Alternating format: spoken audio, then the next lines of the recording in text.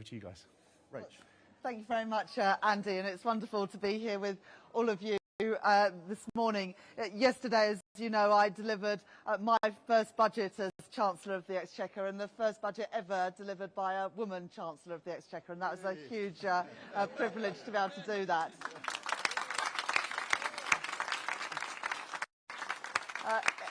In that budget, I've tried to fix the foundations and wipe the slate clean after a lot of the economic instability and chaos we've seen the last few years.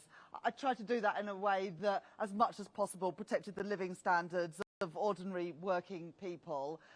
But I did have to make difficult decisions on tax yesterday, but they were necessary to bring the stability back to our economy and to ensure that we had the money for the National Health Service. And I was able to announce £22.6 billion of additional money for day-to-day spending in the health service to bring the waiting lists down. And we made a commitment in our manifesto for 40,000 extra appointments every single week in the NHS, and I'm confident that the money that we set aside yesterday will enable us to deliver that, working together to deliver that. And in addition to that, £3.1 billion for capital investment in the NHS, hospital beds, hospital improvement, the diagnostic equipment and scanners that you need to be able to do your job. So I hope that that will make a difference to you as staff in the National Health Service, and a huge thanks from Keir and me and all of us for what you do, but also make a massive difference to the patients you treat. So that was the theme of the budget yesterday, but I'll now hand over to the Prime Minister Keir Starmer. Great. Well, look, can I start by saying a massive thank you to all of you for the work you do. We really appreciate it. Everybody that you care for really appreciates it. Every day you make a difference to the lives of people in and around these communities. So thank you for that. And I do know it's been a really hard few years, but we are really grateful for what you've done. Thank you for showing us some of the things you do at this brilliant hospital this morning, because we've seen what you're doing in relation to strokes. Brilliant work that was really inspirational, reinforces in me what we can do with more innovation, etc. And of course with heart valves as well, we saw some brilliant stuff this morning. Look, we are a government that's only 4 months in at the moment, but I hope you can begin to see the change that we're bringing about. Most of all, and really important, we're going to be a mission-driven government, and that means a driving sense of purpose. What are you going to change? How are you going to change it? We've got 5 missions. The first one is really important, which is growing the economy, which means making people feel better off, which is why the choices that we made yesterday in the budget are so important, making sure that we're protecting working people so that in your pay slips and the pay slips of millions of people across the country, you're not going to see an increase in what you have to pay, because we're not going to be able to lift living standards unless we make that basic protection. But one of the other missions, and there's only 5, is the NHS, and the mission there is to pick the NHS up, to get those 40,000 appointments and treatments done every week, to get the waiting lists down, but to do more than that, actually to make sure the NHS is fit for the future. We look back very proudly at the Labour government after the war, which created the NHS in the first place. I think given where things have got to, we now need the 2024 Labour government to pick the NHS up, reimagine it and make sure that it's absolutely fit for the future. And you'll be doing that with us, because we want to hear from you about this. We've got a 10-year plan for the NHS, the change we're going to bring about, and we need your ideas. I'm a big believer in listening to people who are doing the job to get the best ideas about how we can do the job better, and that's been reinforced by the discussions that we've had here in this hospital this morning. Obviously, it was really important yesterday for us to put more money into the NHS to make sure day to day we can relieve some of the pressure, allow you to get on with the job that you need to get on with. You don't need us to tell you how important that is. Also put in more money on capital for the longer term, the changes, the technology that you're going to need. All of that has to be done with reform and change at the same time. And what do we mean by that? We mean making much better use of technical work, AI, digital, etc. Huge opportunities there for us to move quicker and do more Secondly, to move to a preventative model where we're catching things earlier on. Now, you will all know the worth of this. You know, just this morning we're talking about people with heart problems, don't know they got heart problems, could have been picked up much earlier, wouldn't have been in A&E, probably wouldn't have been in hospital for 3 weeks, would have been in here, or a hospital like this, being treated much more quickly. So preventative is really important. And then the other big change will be to make sure people can access healthcare closer to where they are in their communities, so that, again, that can really help on the preventative side. Pharmacists doing a lot more. So there's a lot of change. We need you to help us with that change, because that reform needs to happen. But the ambition here is to make sure that we can say we've got an NHS back on its feet, which everybody desperately needs and everybody desperately wants, but also an NHS which is truly fit for the future, and where you can really look at pride at not just the everyday work that you could do, but the fact that your fingerprints are going to be on the model for the NHS for the future, which is a great thing to do. I mean, if you look back at those that were the first people working in the NHS who shaped it for so many years, this is our opportunity to do the same. And what we're trying to do is, we inherited a pretty bad situation with the budget. There's not much money left in the economy. Some of the money that should have been accounted for wasn't accounted for, so we've had to make difficult decisions. £22 billion worth of money which wasn't on the books back in March when the last government did the sums. We've had to deal with all of that. That's obviously a challenge, but let's use it as an opportunity to say, well, in which case, let's be mission-driven. Let's make sure that we get the NHS where it needs to be. I look forward to working with you on that journey. So thank you very much. We're going to now take some questions from you. I think any of you can ask any question. It does, on the NHS, it's absolutely fine. It doesn't have to be on the NHS. You can ask us anything you like. Well, within reason. The cameras are rolling, but you know what I mean. So where should we go? Yeah. Hi, I'm Dr. Amy Burbridge. I'm a consultant in acute medicine. Oh, yeah. Hi, Dr. Amy Burbridge. I'm a consultant in acute medicine. I've been working in the NHS for 19 years. Thank you for the increased funding. It's incredibly welcome at a very difficult time. Now, my main concern is physician wellbeing and burnout, particularly amongst our resident doctors. Now, you've announced these huge amount of income that's coming to the NHS.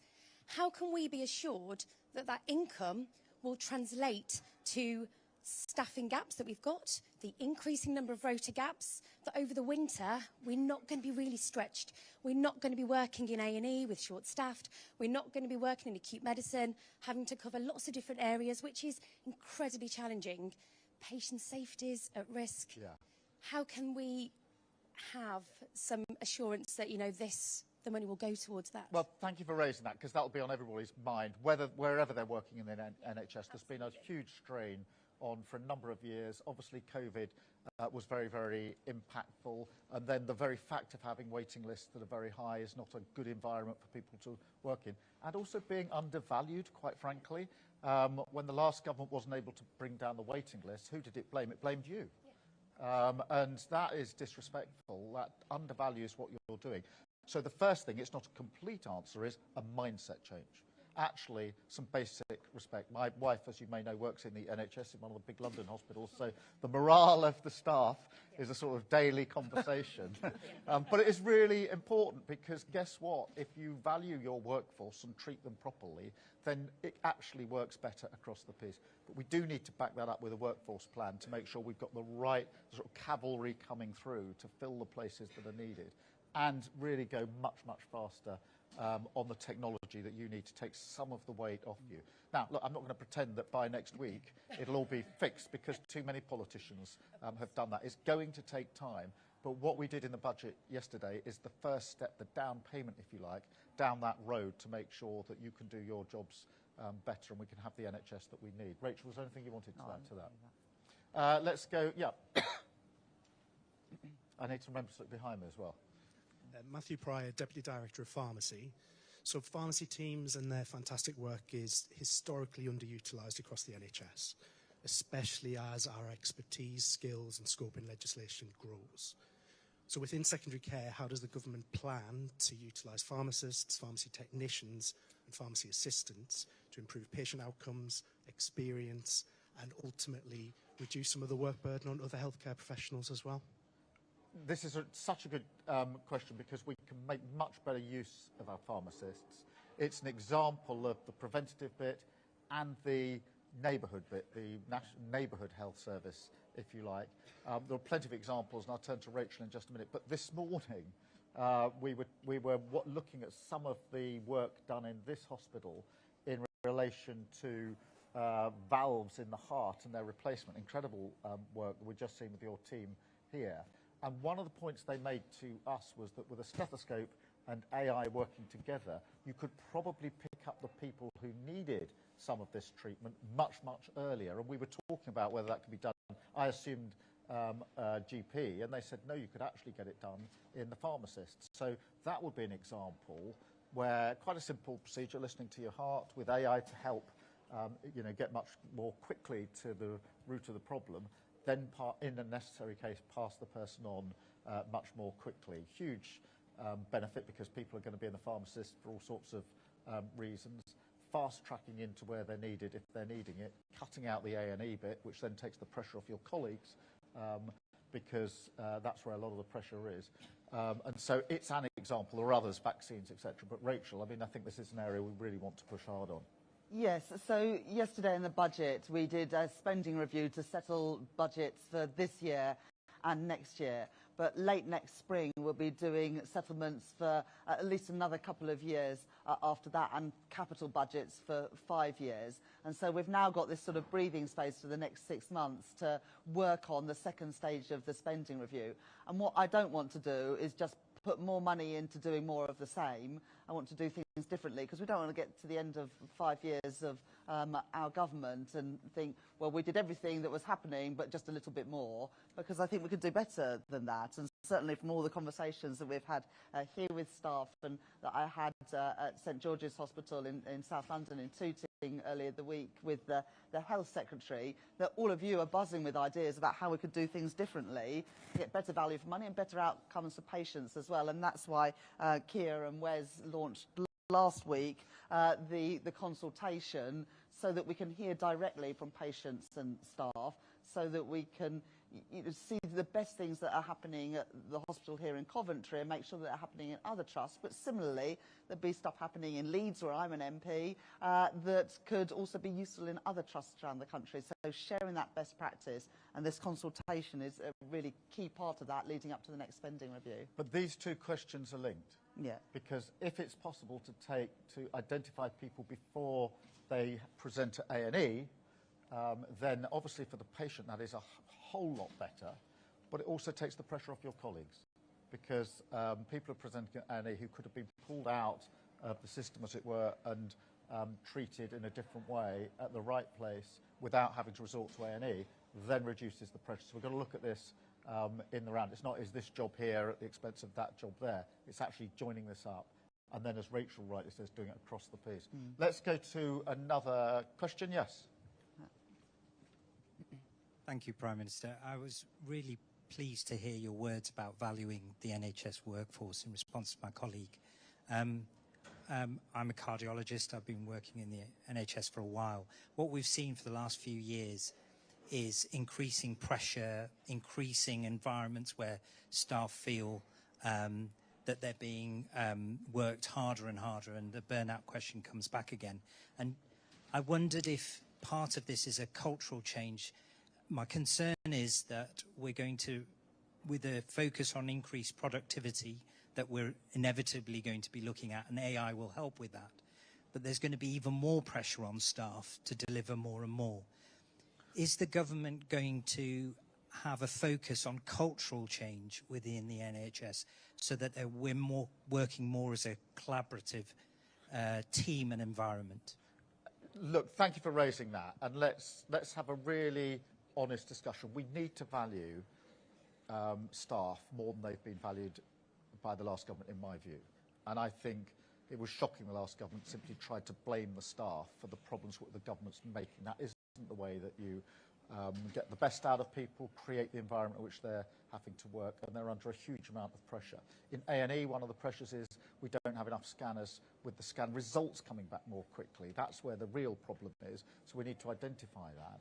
But I also want to be honest with you. We are going to be asking more of you. There's no point me standing here and saying your workload will go down. The whole point is people are living longer. They've got more conditions. What the NHS is facing now is different to what it was facing in the post-war period. Your workload is likely to go up, not down.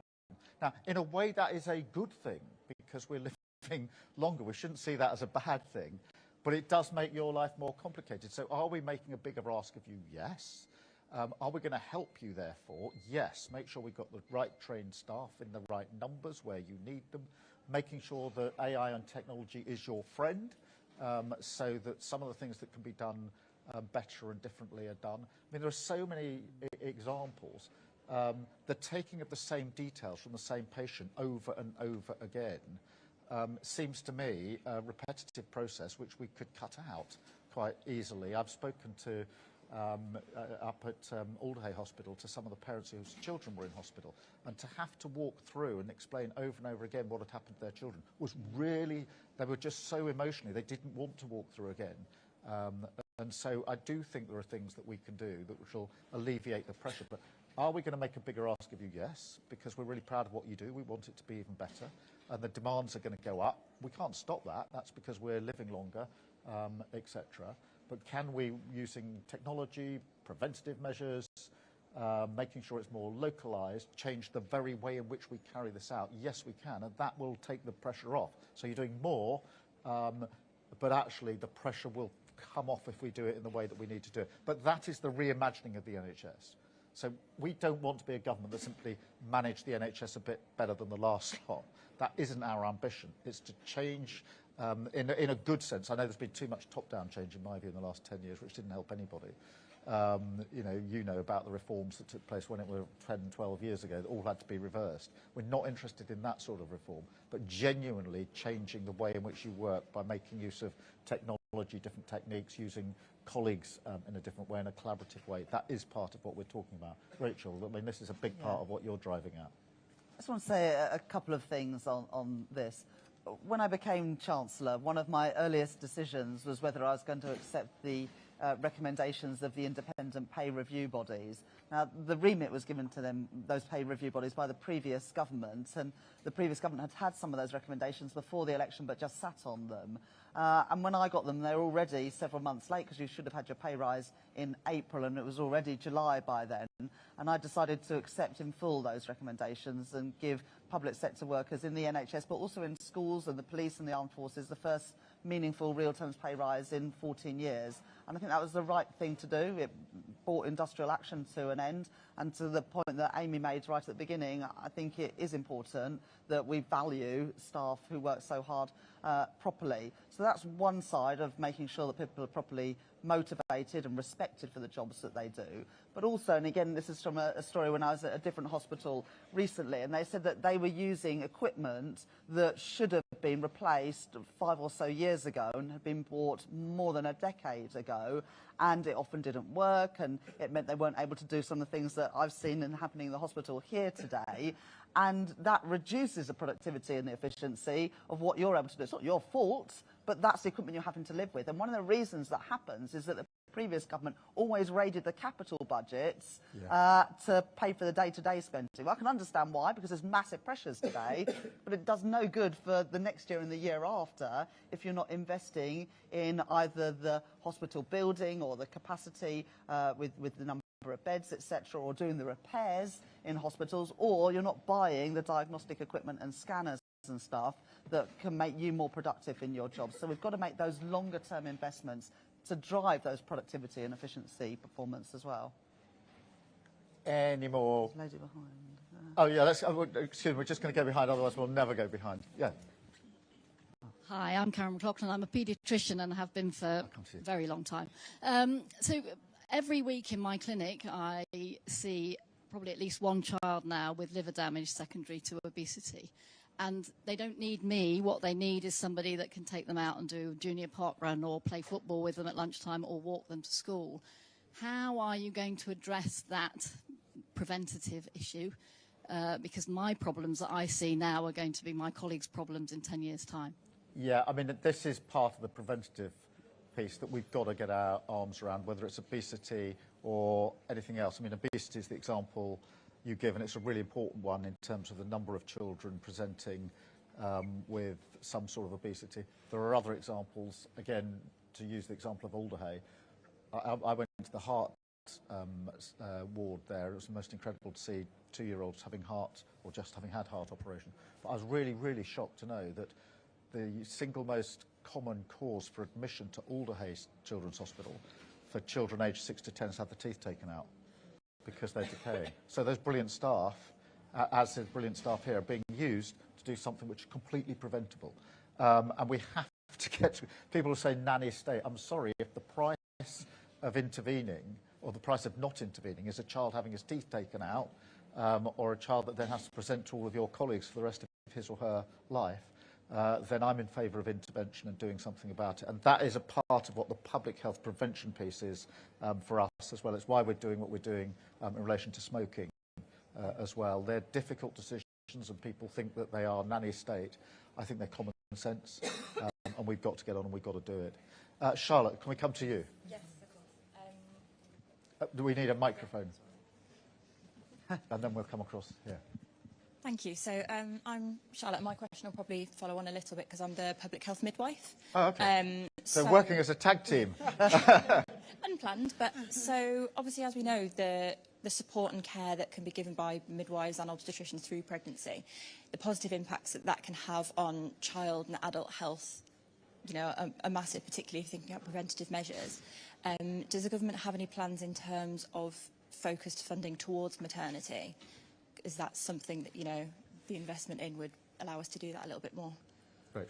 Yeah, I mean, it's really, both Karen and your question, Charlotte, are really important. And just first of all, just on what Karen was saying, one of the things that we want to do as a government is not just like different parts of the NHS working together and preventative within the NHS, but also different government departments working together. So we can give West Streeting and Department of Health as much money as you like, but if we're not having active kids in our schools and children having access to PE and good coaches and all that sort of stuff, then we're not going to be able to tackle some of the issues that you speak about. And similarly, if we're going to get people off sickness benefits and back into work, we need an NHS that is treating people efficiently and quickly. Otherwise, the Department of Work and Pensions budget is just going to go up and up and up. And so we want to do things differently like that as a government, with different ministerial teams working together to make sure that the money is well allocated.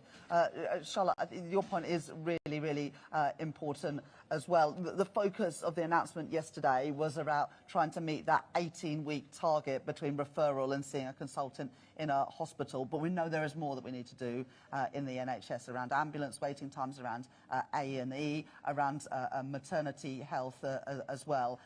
We've given this £22.6 billion settlement to NHS England. It's up to them then to allocate the funds, but you know, I absolutely recognise the points that you're making.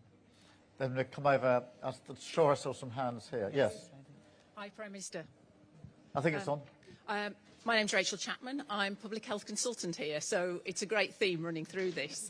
So our strategy is to be more than a hospital. So this shift that we're talking about from NHS treatment to more prevention is absolutely music to our ears. I was wondering, can you talk a bit more about what the plans are in terms of how we can contribute to this as part of the NHS, as well as working with our partners? Yeah, this is really important because on prevention, on the best things to do, the things that work, you're likely to know more than I do. And therefore, if this is going to be done, it shouldn't be done from Whitehall and Westminster with politicians sitting in a sort of, you know, windowless room trying to work out what prevention is. It's got to come from real life examples. And I'm a massive believer in this. The people who are doing it on the ground will have a really good sense of examples. This really worked. This made a real difference. So what we've got to do is give you and others the opportunity to put those ideas, those good practices on the table. That's what the big consultation that Wes Streeting, the Health Secretary, and I launched about 2 weeks ago. Please use it. Put your ideas in there. They're all being looked at. Make sure we understand what inhibits good practice across different trusts. because I know that some things are happening in some places, they're really good, but are they happening in every part of the country? My sense at the moment is there's different bits of good in different places around the country, but there's not a consistent good in every place in the country. Now, that may be a matter of collaborating and coordinating. It may be something we need to look at. Is the framework too rigid? Is it too bureaucratic? Does it stop you sharing? Is there, are there things in place that mean something that's actually been quite well tested in one place is having to be redone all over again in the next place when it could perhaps be passported through more quickly? But this will only work if you put your fingerprints on it. So please make sure that you're feeding in those ideas to us. The mindset is there, the willingness is there. We'll take that on, but the best examples are probably going to come from you. And when I ran the Crown Prosecution Service, this is as the name suggests, the Prosecution Service for England and Wales. We had 100 offices. And I used to go to every office on a pretty regular basis and talk to the staff and say, what are the 3 biggest challenges or headaches you're facing at the moment? And what's your workaround? Because if you've got a problem in the office, you've normally got a pretty good idea of how you'd actually fix it. And some of the best ideas we came up with were ones that the staff said, I tell you what, if you fix this, it'll make a massive difference to my life and we'll be much more efficient. And so we need to get into that mindset. So thank you very much. I think we've got time for maybe one last question. Oh, we've got 3 here. Let's go to you. So let's see if we can pick up 3 very quickly. Hi, Prime Minister. I'm Ankur. I'm Community Integration Lead. And my question is, as per what you've said, care closer to home, that's what you want. That's what your government want. And I'm part of the community group. Okay. And my key question is, how will your government or your new allocated fund, how would you ensure that they are kind of allocated to community services? Because that's where we want our services to go. Yeah, let's do all 3 and we'll try to do a sort of, see if we can do a bridging. Cheers, thank you. I'm Nick Aldridge, the Head of Research Delivery. We know research-active hospitals have better patient outcomes regardless of patients engaging with research. How will we ensure that we continue to offer that and more sites become research-active across the UK? And Hazel. Hello, I'm Dr. Cook. I'm consultant in palliative medicine, and I think my question is, we're talking about prevention, but we all know that at some point we're going to die. And how are we going to ensure that we can provide that care and support for patients and their families and those close to them where they wish to be? Because a lot of people do die in hospital. And how can we help our health services, social services, and also neighbourhoods to support them at where they wish to be? Yeah. Rachel, do you want to start on any of those? I might take Nicholas's question around research and using the health service. This is something that myself and Wes Streeting, but also our Digital Science and Innovation Secretary of State, Peter Kyle, is really interested in. We held an International Investment Summit in London a couple of weeks ago where we had some of the biggest investors from around the world come to the UK. And one of the big pharmaceutical companies announced a trial that they were going to be doing in Manchester. Now, the reason they like doing trials in the UK is because of our National Health Service, that people from all different backgrounds, all income levels, all different ethnicities are treated on the National Health Service, and that means you've got a really rich environment for doing that research and access to data. But we need to do better in enabling that data to be used for those sorts of things, because it means that new drugs, new medicines can be trialled here in the UK with better outcome for patients, but also more income for the National Health Service as well. And so that thing around data, not only can it help on the day-to-day running, I believe, of the health service, but also it can really drive that innovation, and that's something that we are really, really focused on, because it's one of the real things that's great about the health service is that we treat everybody regardless of background, but it also means that it's a really great place to test new drugs, and we want access to those here. Let me just pick up the other 2 questions for me. Firstly, the question of where we are for our final moments, where we spend those final moments, is a really important one. And I think by and large, not everybody fits in this category. Most people would rather be at home, in the home environment. And my dad died in hospital. My mum didn't. But it is inevitably more difficult to say your goodbyes, to spend your last moments. It's not to say there's nothing wrong with a hospital environment. It's just, my heart of hearts, I know he'd have probably rather been in his own home, and we'd have probably rather been in the home with him, with his familiar things around him in the way that they are at home, but they can never be in hospital. For that to happen, we have to have a sort of home first principle, if you like, and that means building up social care and making sure social care and the sort of care in the community that is available is on the basis of home first, where it's possible to do it. It's not going to be possible in all cases, which you know. And that means that what we're doing on the health service, the NHS, has to be integrated with what we're doing on social care, what we're doing with local authorities. And that's the sort of joined-up work that we're trying to achieve through the missions that we have in government. None of them are going to be within one department. They're all going to have to be across department. And doing the necessary work on social care is a really important priority for us.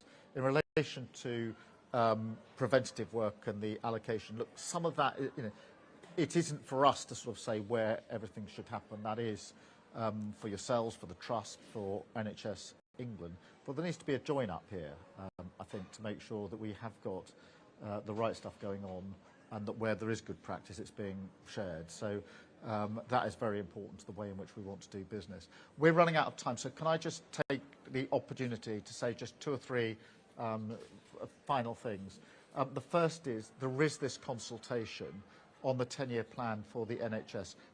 It won't take you long. It doesn't have to be complicated. It's not a great thesis. It's not a great exam question. It's somewhere for you to sort of put in your ideas, big, small, and all the sizes in between, as to what would make a difference. What would you like to see done differently?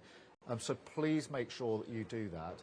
Secondly, and importantly to us, the day after the election, I stood outside Downing Street and said we'd be a government of service. And that means that we're a government which is in your service. So the opportunity to talk to us, that's not a great gift that we're giving you this morning. That's actually your right. You have every right to tell me and Rachel what you think. You've every right to be heard on this. So we're not being generous, gathering you round to listen to your views. We are actually letting you exercise your rights, because if we're a government service, we should be listening to what you have to say. And for that reason, I don't want you to think this is the only opportunity I'm ever going to get to influence what Keir and Rachel are thinking. And therefore, through the member of my team who organised this visit, we will make sure that we get details to you, so that if there's anything you want to send through, that you want me to think about, Rachel to think about, then please use that. And I can tell you, you know, some of the, I'm one of these people that, you know, on the train on the way home, ruminate about what people have said to me and think about it.